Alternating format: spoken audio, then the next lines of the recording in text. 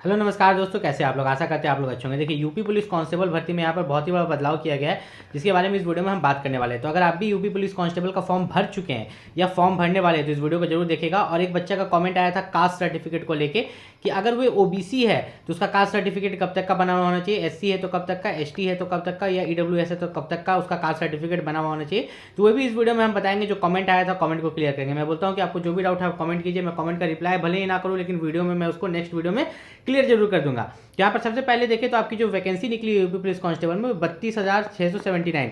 और अभी भी मैं इस वीडियो इसलिए बना रहा हूँ कि जो बच्चे फॉर्म अप्लाई कर चुके हैं वो भी बहुत सारा गलती किए हैं, वो उसको सुधार सकते हैं। और जो बच्चे फॉर्म अप्लाई करने वाले हैं तो वे गलती ना करें, क्योंकि अभी फॉर्म अप्लाई का डेट है 30 जनवरी तक। ठीक है, फॉर्म अप्लाई का जो लास्ट डेट है वो आपका कब तक है, 30 जनवरी 2026 तक। उसके बाद भी आपको करेक्शन का समय मिलेगा, आपको करेक्शन का भी डेट हम बता देंगे। ऐसे यूपी पुलिस कांस्टेबल की जो सैलरी होती है वो क्या होती है, सैलरी जो है यहाँ पर आपका 21,700 से लेके 69,100 तक रहता है। मतलब जो आपकी स्टार्टिंग सैलरी एचआरए डीए सब कुछ जोड़ने के बाद जो रहती है लगभग आपकी 35,000 प्लस रहती है। कितनी, 35,000 प्लस जो है आपकी स्टार्टिंग सैलरी यहाँ पर रहती है। वैकेंसीज के बारे में बात नहीं करेंगे, ये तो सबको पता होगा कि कितना कितना वैकेंसी निकला है। जो मेन चीज़ है मैं उसके बारे में यहाँ पर नीचे बात करने वाला हूँ। सबसे पहले लास्ट डेट मैंने बता दिया था कि 30 जनवरी है आपका। ठीक है, और उसके बाद यहाँ पर थोड़ा सा नीचे अगर हम चले तो इन्होंने दिया फॉर्म फीस, आवेदन शुल्क जो दिया गया है एससी एसटी के लिए यहाँ पर 400 रुपये है। ठीक है, और यहाँ पर जो बाकी जितने भी हैं जनरल ईडब्ल्यूएस ओबीसी सभी के लिए 500 रुपये फॉर्म फीस रखा गया है। एससी एसटी के लिए 400 रुपये फॉर्म फीस यहाँ पर रखा गया है। अब यहाँ पर क्या है, क्वालिफिकेशन क्या मांगा गया है, क्वालिफिकेशन जो है आप 12 पास होने चाहिए। ठीक है, अगर आप यूपी पुलिस कांस्टेबल में फॉर्म अप्लाई करना चाहते हैं तो अगर आप 12 पास है तो आप फॉर्म अप्लाई कर सकते हैं। 12 अपियरिंग वाले यहाँ पर फॉर्म अप्लाई नहीं कर सकते। देखिए मैं यहाँ पर दिखा देता हूँ, यहाँ पर साफ साफ लिखा हुआ है कि आवेदन करते समय अभ्यर्थी की अपेक्षा शैक्षिक योग्यता धारित करने के चाहिए कि उनका जो है वो पास होने चाहिए। ठीक है, ऐसा नहीं कि वे अपियरिंग होने चाहिए। अपियरिंग अभ्यर्थी पात्र नहीं होंगे, साफ साफ इन्होंने लिखा है ना कि अपियरिंग अभ्यर्थी पात्र नहीं होंगे। 12वीं कक्षा पास मतलब 12 पास। आप नॉर्मली सिर्फ 12 पास है, कोई भी परसेंटेज की जरूरत नहीं इसमें, सबसे अच्छी बात है। सिर्फ 12वीं पास है तो आप यहाँ पर फॉर्म अप्लाई कर सकते हैं। एज लिमिट की बात करें तो एज लिमिट जो दिया गया है पुरुषों के लिए 18 वर्ष से लेकर 22 वर्ष तक। ठीक है, ये जनरल वाला का मैं बता रहा हूँ। महिलाओं के लिए जो है 18 वर्ष से लेकर 25 वर्ष तक यहाँ पर दिया गया। उसके अलावा जो आपको एज में छूट मिलता है ओबीसी एससी एसटी को, वो छूट आपको यहाँ पर दिया जाएगा। देखिए यहाँ पर साफ साफ क्या क्या एज लिमिट में छूट मिलेगा यहाँ पर दिया गया है, वो आप जाकर देख सकते हो। अब यहाँ पर नीचे अगर हम यहाँ पर बात करें, सबसे मेन चीज़ जो है कास्ट सर्टिफिकेट के बारे में जिसने पूछा था उसके बारे में यहाँ पर नीचे चलते हैं, जिसके बारे में आपको बताएंगे। ठीक है, उससे पहले हम लिखित परीक्षा के बारे में बात कर लेते हैं कि यूपी पुलिस कांस्टेबल में जो आपकी लिखित परीक्षा वो कैसे होगी। लिखित परीक्षा जो है आपका 300 मार्क्स का होगा। 300 मार्क्स मतलब आप समझ गए कि 150 क्वेश्चन। ठीक है, और गुना 2 कर लीजिएगा तो 300 मार्क्स का आपका एग्जाम यहाँ पर लिया जाएगा। 2 घंटे आपको दिया जाएगा। इसमें 4 विषय होंगे। एक आपका सामान्य ज्ञान होगा, सामान्य हिंदी होगा, ठीक है, मानसिक योग्यता होगा और मानसिक अभिरुचि। ठीक है, इससे क्वेश्चंस आपके पूछे जाएंगे। यूपी पुलिस कांस्टेबल के लिए जो बेस्ट बुक है उसका लिंक मैं इस वीडियो के डिस्क्रिप्शन में दे दूंगा। वहां से जाके आप हिंदी मीडियम में या इंग्लिश मीडियम में जिसमें भी आप यूपी पुलिस कांस्टेबल का बुक परचेस करना चाहते हैं आप जाके परचेस कर सकते हैं। इसी वीडियो के डिस्क्रिप्शन में लिंक होगा या यहाँ पर ब्लिंक भी कर रहा होगा, आप जाके परचेस कर पाएंगे। अब यहाँ पर इन्होंने कुछ दिया है कि आपको क्वालिफाइंग मार्क्स क्या चाहिए।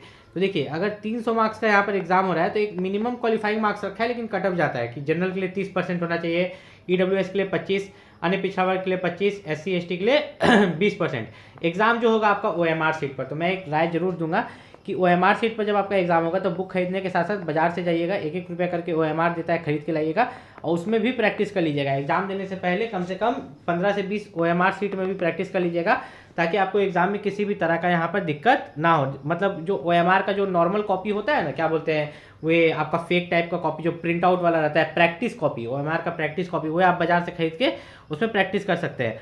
अब यहाँ पर हम लोग थोड़ा सा नीचे चलते हैं ताकि हम आपको बता पाए हाइट के बारे में। ऊंचाई जो मांगा गया है सामान्य एवं अन्य पिछड़ा वर्ग के लिए 168 सेंटीमीटर, एससी एसटी के लिए 160 सेंटीमीटर।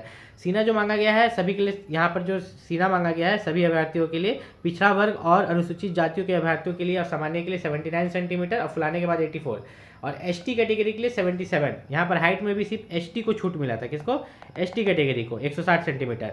अब उसके बाद थोड़ा सा यहाँ पर नीचे चले तो महिलाओं के लिए जो हाइट मांगा गया है 152, और एसटी कैटेगरी में जो महिला है उनके लिए हाइट मांगा गया है 147 सेंटीमीटर। सभी महिला का वजन जो है यहाँ पर 40 केजी होना चाहिए। कितना, 40 केजी। महिला में चेस्ट नहीं मांगा जाता, वजन मांगा जाता है वेट 40 केजी।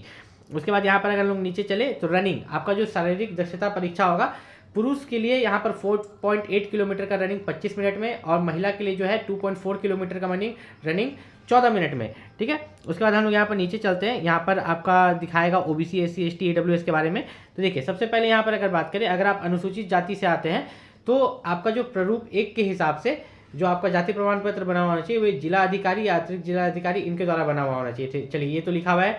ठीक है, और मतलब एससी एसटी के लिए प्रारूप 1 के हिसाब से, और ओबीसी के लिए, ठीक है, ओबीसी के लिए प्रारूप 2 के हिसाब से, और ईडब्ल्यूएस के लिए प्रारूप 4 के हिसाब से। लेकिन कौन सा डेट से पहले, ठीक है, तो वो डेट भी हम यहाँ पर देखने चलेंगे। ठीक है, डेट के बारे में भी दिया गया है। तो डेट के बारे में अगर देखें, अगर आप एससी एसटी से बिलोंग करते हैं तो आवेदन जो फॉर्म अप्लाई का लास्ट डेट है, ठीक है, आवेदन प्राप्त जमा करने का जो अंतिम तिथि है, उस समय तक आपका जो है प्रमाण पत्र जारी होने की अवधि, ठीक है, फॉर्म अप्लाई का लास्ट डेट से पहले, कब, फॉर्म अप्लाई का लास्ट डेट से पहले अगर आप एससी एसटी हैं तो आपका जाति प्रमाण पत्र बना हुआ होना चाहिए। ठीक है, दूसरा ओबीसी की बात करते हैं। तो ओबीसी में यहाँ पे दिया गया है कि फॉर्म अप्लाई का लास्ट डेट से पहले तो होना चाहिए, लेकिन एक चीज़ और दिया गया है कि आपका जो जाति प्रमाण पत्र है वो 1/4/2025 के बाद बना हुआ होना चाहिए। मतलब 1/4/2025 से पहले वाला नहीं चलेगा। देखिए, इन्होंने दिया ना 1/4/2025 के बाद बना हुआ होना चाहिए, और फॉर्म अप्लाई का लास्ट डेट से पहले बना हुआ होना चाहिए। ठीक है, और ईडब्ल्यूएस के लिए भी वही सेम नियम है। तो अगर आप यूपी पुलिस कांस्टेबल की यहाँ पर तैयारी करें तो यूपी पुलिस कांस्टेबल के लिए जो सबसे बेस्ट बुक है उसका लिंक मैंने वीडियो के डिस्क्रिप्शन में दे दिया है। और याद रखिएगा, यूपी पुलिस कांस्टेबल में सिर्फ ओबीसी के लिए एक नियम है कि ओबीसी का जो कास्ट सर्टिफिकेट है तो उसका 1/4/2025 के बाद बना हुआ होना चाहिए, और फॉर्म अप्लाई का लास्ट डेट से पहले। ठीक है, 1/4/2025 के बाद और फॉर्म अप्लाई का लास्ट डेट से पहले। बाकी जो आपका एससी एसटी ईडब्ल्यूएस है, ठीक है, एससी एसटी की बात करें तो एससी एसटी में ये रखा गया है कि फॉर्म अप्लाई का बस लास्ट डेट से पहले बना होना चाहिए। ठीक है, वो 2022 में बना हो, 2023 में बना हो, जो भी उसका इशू डेट हो उसके हिसाब से वो चल जाएगा एससी एसटी। ठीक है, लेकिन ओबीसी में 1/4/2025 के बाद, और ईडब्ल्यूएस में भी सेम। यूपी पुलिस कांस्टेबल को लेकर अगर आपको कोई भी डाउट होता है तो आप नीचे कमेंट करके पूछ सकते हैं। मिलते हैं अगले वीडियो में, तब तक के लिए नमस्कार।